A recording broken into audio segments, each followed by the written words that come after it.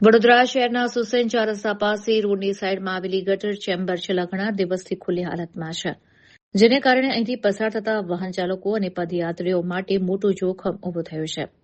સ્થાનિક રહેવાસીઓ મુજબ તંત્રને અનેકવાર આ બાબતની જાણ કરવામાં આવી હોવા છતાં હજી સુધી કોઈ યોગ્ય કાર્યવાહી હાથ ધરવામાં આવી નથી.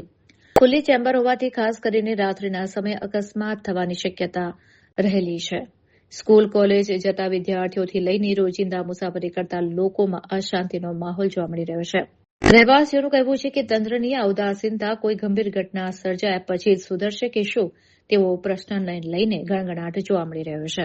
ત્યારે આ ગટરના ચેમ્બરનું કવર મૂકીને સુરક્ષિત વ્યવસ્થા કરવામાં આવે તેવી સ્થાનિકો દ્વારા તંત્ર સમક્ષ માંગ કરવામાં આવી છે. મક્કાપુરાથી સુસન આવતા સુસન ચોકડી પર જ અહીંથી 5 મીટર સુસન ચોકડી છે, સિગ્નલ છે. અહીંયા સિગ્નલ રેડ થાય છે, અહીં સુધી આની 5 મીટર સુધી ગાડીઓ ઊભી રહે છે. અહીંયા ગટરનું ઢાંકણું તૂટી ગયું છે. છેલ્લા 3 દિવસથી ઢાંકણું તૂટેલું છે, પણ આજે અચાનક મેં આ બાજુ પસાર થયો તો મેં જોયું તો અહીંયા ઊભો રહ્યો. મેં આના ગટરમાં જોયું કેટલું ઊંડું છે.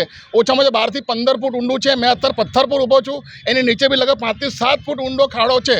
હજુ 5-7 ફૂટ ખાડો છે.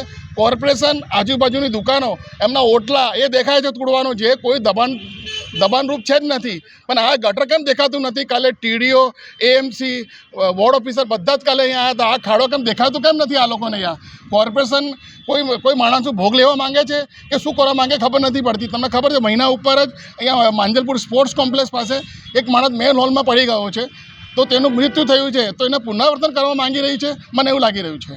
જી, થોડાક દિવસ અગાઉ તમે જે રીતના કીધું, માંજલપુર જે વ્યક્તિ છે ખાના પીનાની લારી ઉપર જ ગયા હતા. આ જગ્યા પણ લારીઓ લાગે છે, પરિવાર સાથે નાના બાળકો સાથે આવે છે. શું લાગે છે આ કેટલી જોખમી જગ્યા છે? ખરેખર બહુ જોખમી જગ્યા છે. જે જગ્યા પર આ ખાડો પડી ગયો છે ગટર, તેની આજુબાજુમાં સાંજ પડે એટલે ખાણીપીણી લારીઓ લાગે છે. લોકોના પોતાના પરિવાર સાથે નાના બાળકો સાથે જમવા માટે આવતા હોય છે. જો કોઈનું ધ્યાન ના હોય તો નાનું બાળક અંદર પડી જાય તો એનું 100% મૃત્યુ છે, એ નક્કી જ છે. ગઈકાલે બી ટીડીઓની શાખા અને દબાણ શાખા દ્વારા લોકોના રોટલા તોડી આપવામાં આવ્યા છે અને મોટી વાતો કરવામાં આવી હતી રોડ લેવલે. તો શું આ નથી દેખાતું?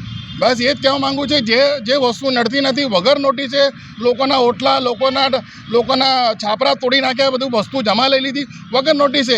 જે કોઈને નડતું હતું જ નહીં, કોઈને પબ્લિકને કે ગાડી નડતું નહોતું, તો આડું મોટો જે ગટર ઢાંકણું તૂટી ગયું છે એ કેમ નથી દેખાતું? મને એ મારે કહેવું છે. તમારા માટે મેસેજ આપો છો મહાનગરપાલિકા એક જ મેસેજ આપું છું કે જે તમે કોન્ટ્રાક્ટનું કામ આપો છો, જેની પાસે કામ કરાવો છો, તેની કોઈ મોનિટરિંગ હોવું જોઈએ.